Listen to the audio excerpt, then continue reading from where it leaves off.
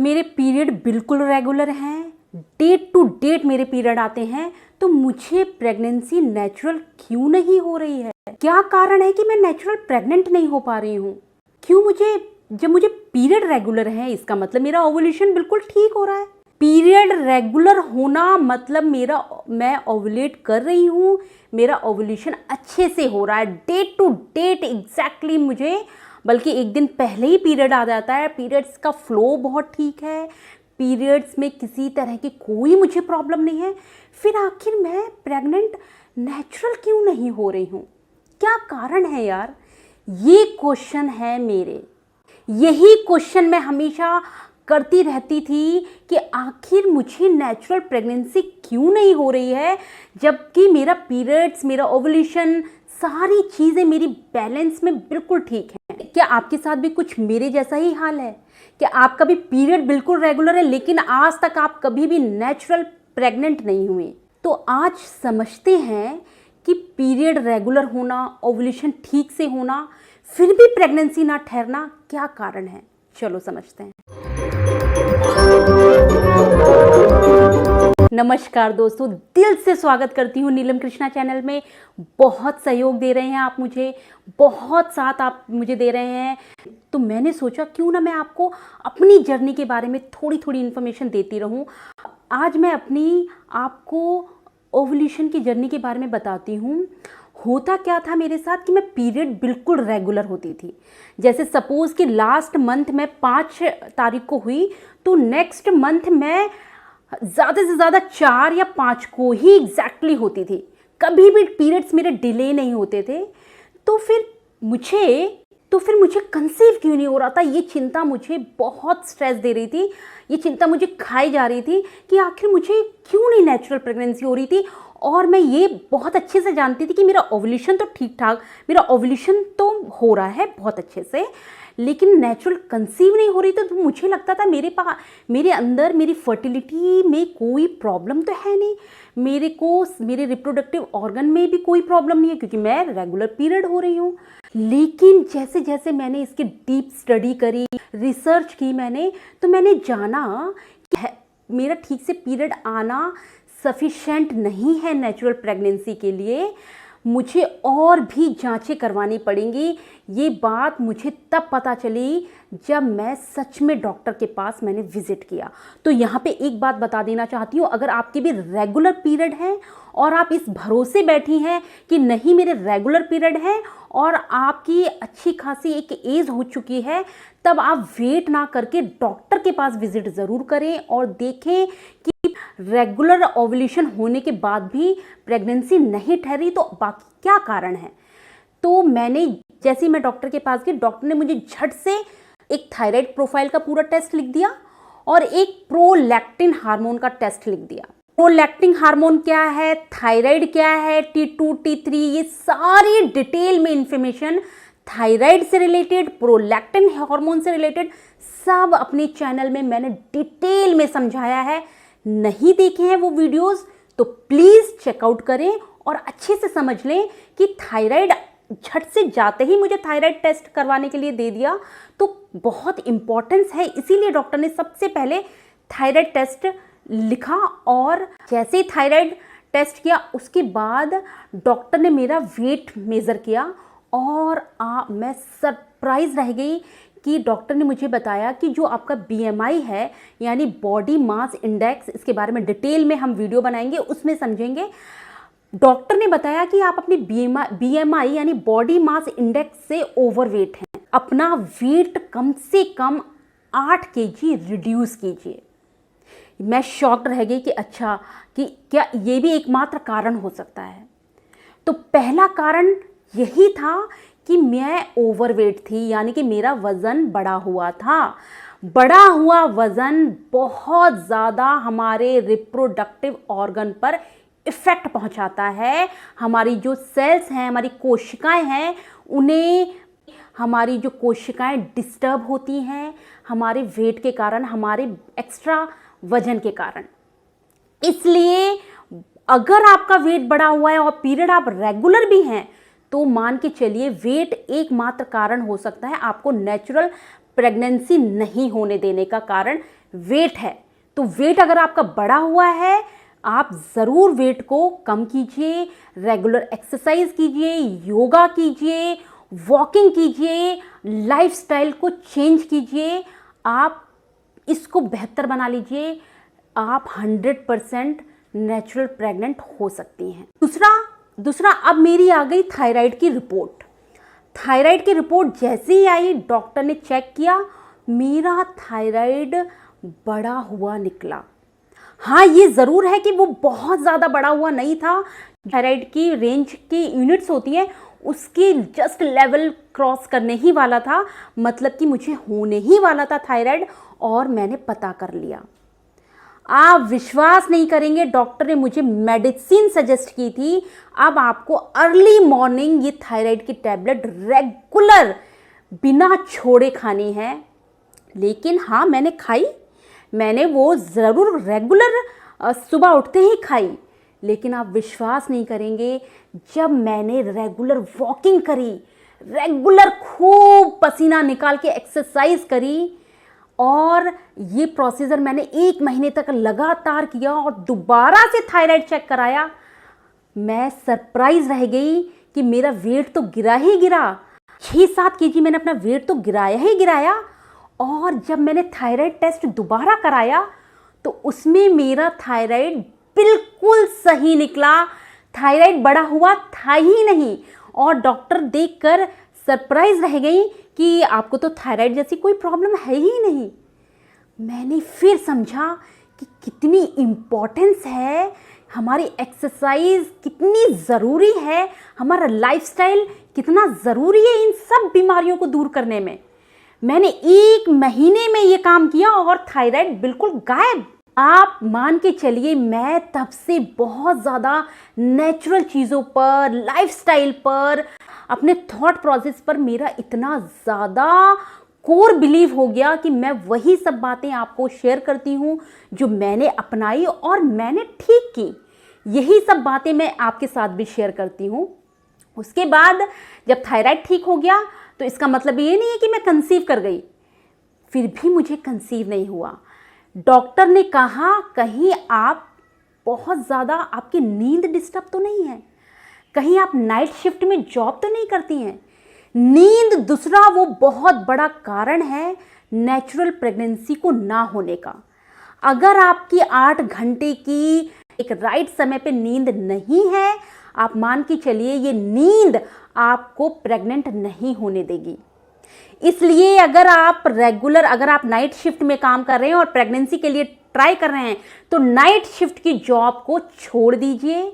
अगर आपने प्रेगनेंसी के लिए सच में सोचा है तो नाइट शिफ्ट की जॉब छोड़ दीजिए, आप मॉर्निंग शिफ्ट में ज्वाइन करिए। रात की जब नींद डिस्टर्ब होती है, हमारी बायोलॉजिकल क्लॉक जो है ना वो डिस्टर्ब हो जाती है, जिसकी वजह से जो हमारे प्रेगनेंसी के हार्मोन होते हैं वो पूरी तरह से ऊपर नीचे हो जाते हैं, जिसकी वजह से पीरियड्स तो रेगुलर हैं, ओव्यूलेशन भी हम रेगुलर हो रहे हैं, लेकिन हम नेचुरल प्रेग्नेंट नहीं हो पा रही हैं। कारण हमारी नींद, हमारी वो सही समय पर नींद का ना हो पाना, प्रेगनेंसी नेचुरल कंसीव ना करना एक बहुत बड़ा कारण है। इसलिए नींद पर बहुत ध्यान दें। जब मेरा थायराइड ठीक निकला, जब मैंने अपना वेट भी रिड्यूस करा, मैं फिर भी कंसीव तो नहीं कर पा रही थी। फिर डॉक्टर ने मुझसे कहा कि आप फॉलिक एसिड बढ़ाइए अपनी डाइट में, आप माइक्रो न्यूट्रिशंस बढ़ाइए अपनी डाइट में, आप थोड़ी सी डाइट में प्रोटीन का इंटेक बढ़ाइए। ये सारी चीज़ें जब डॉक्टर ने कहा, मैंने अपनी थाली पर, अपनी प्लेट पर वो सारी चीज़ें सजा ली।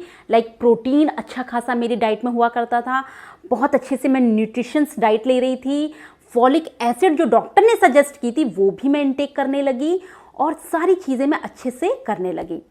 उसके बाद भी नेचुरल कंसीव मुझे नहीं हुआ।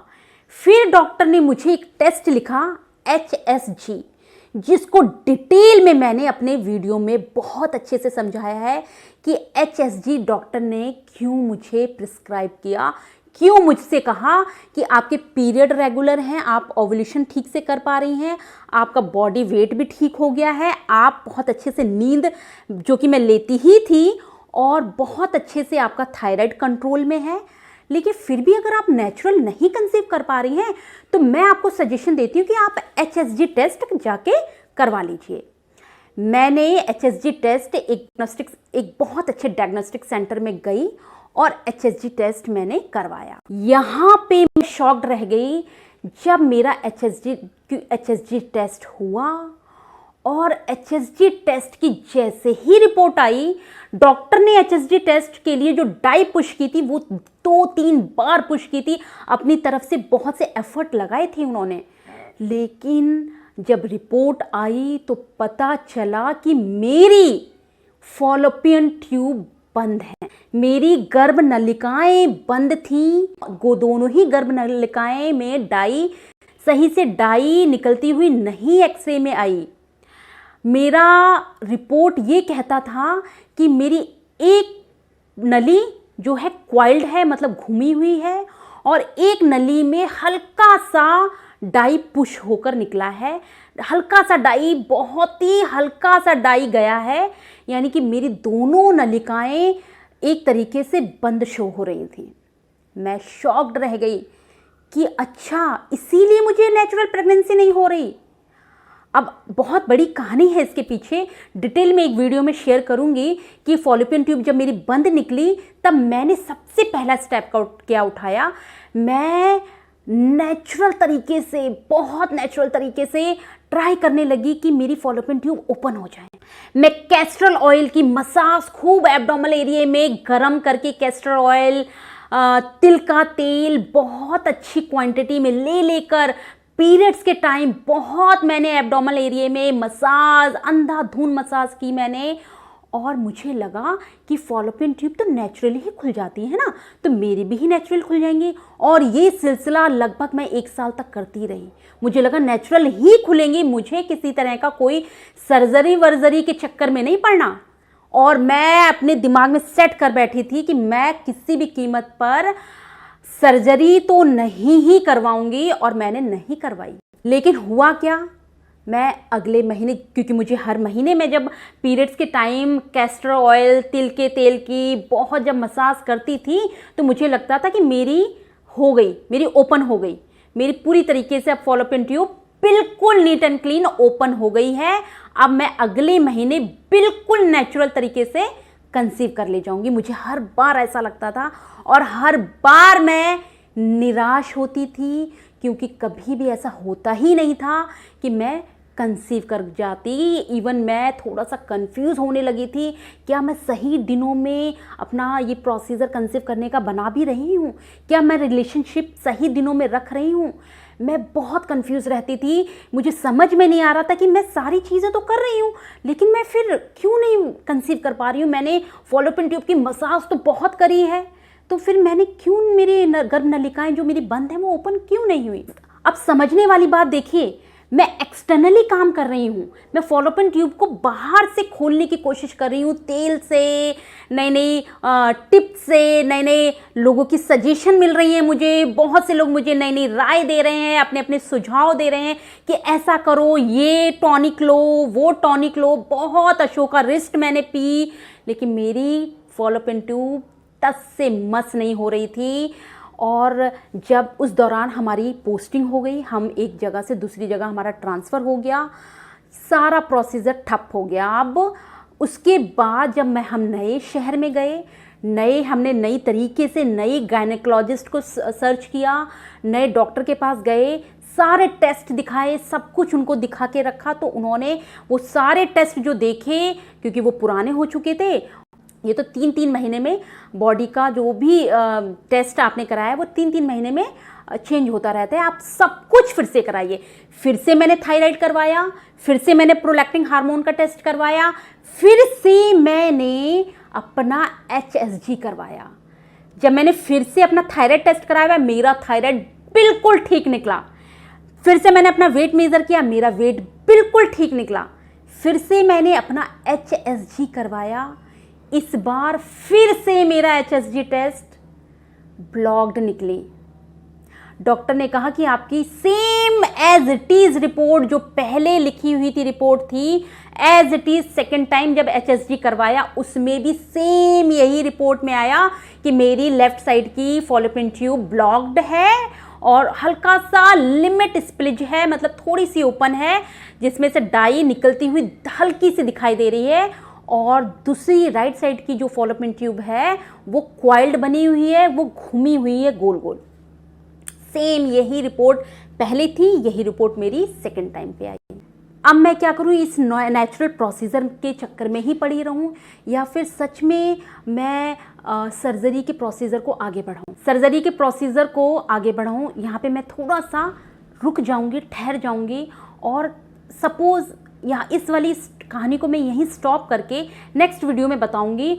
और सपोज़ आपकी फॉलोपियन ट्यूब ओपन भी है। अब मेरे केस में तो मेरी फॉलोपियन ट्यूब बंद निकली, लेकिन इसकी कहानी फॉलोपियन ट्यूब की पूरा प्रोसीजर एक अलग से वीडियो बनाऊंगी। इसमें अगला समझ लेते हैं कि सपोज आपकी फॉलोपियन ट्यूब ओपन है, आपने HSG टेस्ट करवाया, आपकी फॉलोपियन ट्यूब दोनों बिल्कुल नीट एंड क्लीन, बिल्कुल अच्छे से डाई पुश करती हुई एक्सरे रिपोर्ट में आई है, आपकी ओपन है, लेकिन फिर भी आप नेचुरल कंसीव नहीं कर पा रही। अब यहाँ पे क्या है, अब क्या हुआ, अब कहीं आपको जांचना होगा कि जो आपका ड्रेसिंग सेंस है, अंडरगारमेंट्स हैं, यानी कि जो आप पैंटी या ब्रास पहनती हैं वो कहीं ओवर टाइट तो नहीं पहनती। बहुत ज़्यादा आजकल बहुत ज़्यादा चलन चला हुआ है कि कोई भी ड्रेस अगर पहने तो पहले हम बॉडी शेप पहन लें। पहले हम बॉडी शेप पहन लेंगे तो जो भी ड्रेस पहनेंगे उसका लुक बहुत अच्छा आएगा, उसमें हम बहुत स्लिम ट्रिम नज़र आएंगी, हमारा टम्मी नज़र नहीं आएगा। आजकल टम्मी टक्कर चले हुए हैं, आजकल थाई टक्कर चढ़े हुए हैं, बहुत कुछ है मार्केट में अवेलेबल जो आपकी बॉडी को सिकुड़ लेता है, आपकी बॉडी को एकदम श्रिंक कर देता है। आप अगर प्रेगनेंसी के लिए ट्राई कर रही हैं तो प्लीज़ ये टाइट टाइट अंडरगारमेंट्स पहनना बंद कर दीजिए। आप विश्वास नहीं करेंगी, जब ये टाइट टाइट अंडरगारमेंट्स आप पहनती हैं, बॉडी शेपर पहनती हैं, टमी टकर पहनती हैं, आपके इंटरनल ऑर्गन्स की जो कोशिकाएं हैं वो डिस्टर्ब होती हैं, आपके रिप्रोडक्टिव ऑर्गन्स पे बहुत बुरा असर पड़ता है इन टाइट टाइट कपड़ों से। कोशिश करें ढीले ढीले खुले खुले कपड़े पहने, कॉटन के कपड़े पहने, सिंथेटिक कपड़ा ना पहने। कहीं भी अगर आप देखें कि आपका कपड़ा पहनने से आपके निशान बन रहे हैं बॉडी में, आप मान के चलिए वो क्लोथ आपके लिए बिल्कुल ठीक नहीं है, खास करके आपके रिप्रोडक्टिव ऑर्गन्स के लिए वो बिल्कुल भी अच्छे नहीं है, उन्हें फेंक दीजिए। बॉडी शेपर जैसी चीज़ें बिल्कुल भी अगर प्रेगनेंसी के लिए ट्राई कर रही हैं ना, छोड़ दीजिए ये बॉडी शेपर पहनना। अब सपोज आप ये भी करने लगी फिर भी नेचुरल कंसीव नहीं हुआ, तो एक बहुत बड़ा कारण है जो कि हर एक वीडियो में बताती हूँ, मेरे हर एक वीडियो को अगर आप देख लें अच्छे से तो आप पाएंगे कि मेरी हर एक वीडियो में एक बहुत महत्वपूर्ण चीज़ मैं बताती हूँ, वो है स्ट्रेस। जी हाँ, तनाव। तनाव बहुत बड़ा जड़ कारण है किसी भी समस्या को उत्पन्न करने में। आप अगर चिंता करते हैं, अगर आप स्ट्रेस लेते हैं किसी भी चीज़ का, आप अनजाने में ही सही, अगर आप अपने काम का ही सही, आप अपने किसी प्रोजेक्ट का ही सही, आप अपने घर में किसी पर्सन या फिर कोई भी आपके घर में कोई भी सिचुएशन है जो आपको स्ट्रेस में डाल रही है, ये कारण बहुत बड़ा कारण है आपकी प्रेगनेंसी को नेचुरल नहीं होने दे रहा है। क्योंकि तनाव से मैंने बहुत हर वीडियो में बताया है, हमारी जो मास्टर ग्लैंड होती हैं, हाइपोथैलेमस पिट्यूटरी ग्लैंड को बहुत डिस्टर्बेंस मिलती है। बिल्कुल भी सही ढंग से अपने हमारी जो ओवरीज हैं, हमारी जो यूट्रस हैं, उनका जो काम है, उनको सही मैसेज ये पिट्यूटरी ग्लैंड नहीं पास कर पाती है। जब ये पास ही नहीं करती है वो सारा मैसेज, प्रेगनेंसी से रिलेटेड जो मैसेज जाने होते हैं वो भेजती ही नहीं है ये पिट्यूटरी ग्लैंड तनाव की वजह से, तो कहाँ से आप कर पाएंगी नेचुरल प्रेगनेंसी। इसलिए अगर तनाव जैसी स्थिति में आप हैं और प्रेग्नेंट नेचुरल होना चाहती हैं, प्लीज़ प्लीज़ इस तनाव को छोड़िए और एक अच्छी सी लाइफस्टाइल और अच्छे से माहौल को बना के रखिए। आपकी प्रेग्नेंट होने की जर्नी यात्रा से बढ़कर कोई और अदर सिचुएशंस नहीं हो सकती हैं। तो हर एक सिचुएशन को बहुत छोटा मान लीजिए, अपनी प्रेगनेंसी की यात्रा में चलने की जर्नी को बहुत बहुत बड़ा मान लीजिए।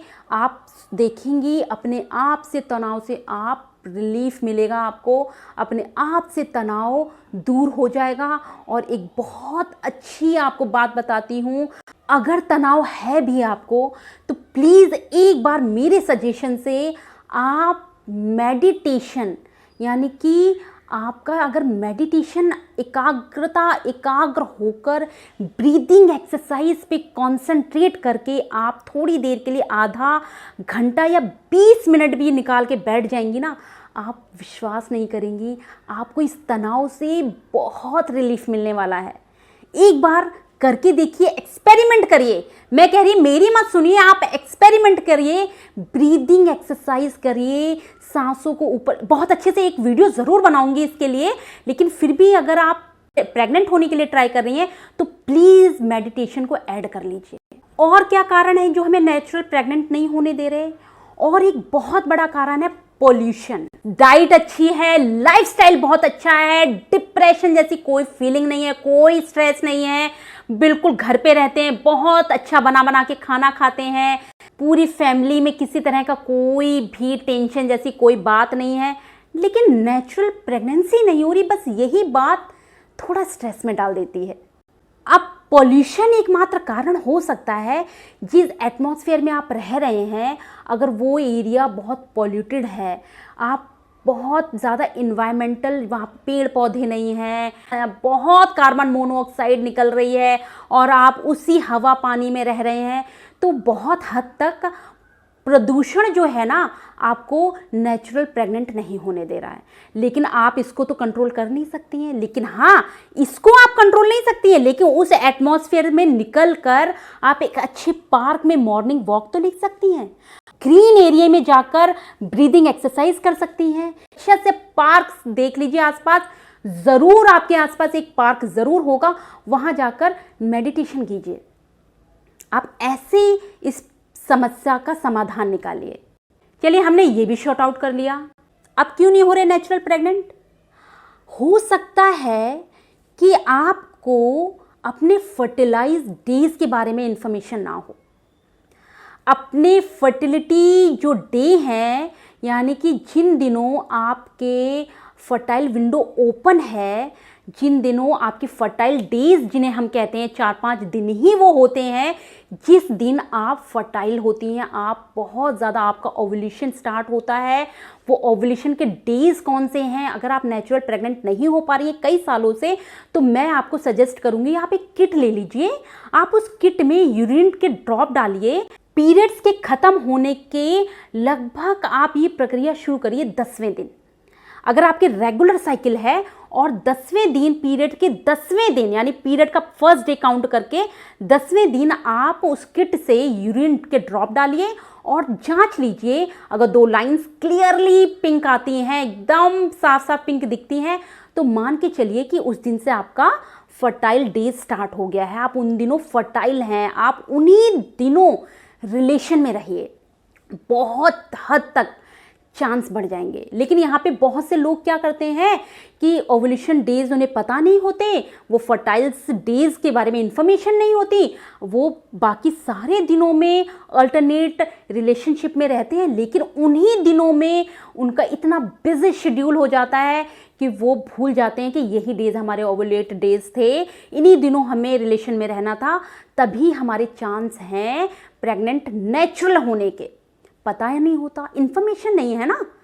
तो इन्फॉर्मेशन होना बहुत ज़रूरी है नेचुरल प्रेगनेंसी के लिए। ये कुछ ऐसे चीज़ें थी, कुछ ऐसी बातें थी जिनका जानना आपके लिए बहुत ज़रूरी था नेचुरल प्रेगनेंसी के लिए, जो कि मैंने डिटेल में समझाने की पूरी कोशिश की है। लेकिन फिर भी अगर कोई डाउट रह गया हो, फिर भी कुछ टॉपिक आपको समझ में ना आया हो, आप कमेंट कर दीजिएगा, मैं ज़रूर आपको रिप्लाई करूँगी। उम्मीद करूँगी मेरे वीडियोज़ आपको पसंद आ रहे हैं, बहुत इन्फॉर्मेशन मिल रही है आपको मेरे वीडियो के ज़रिए।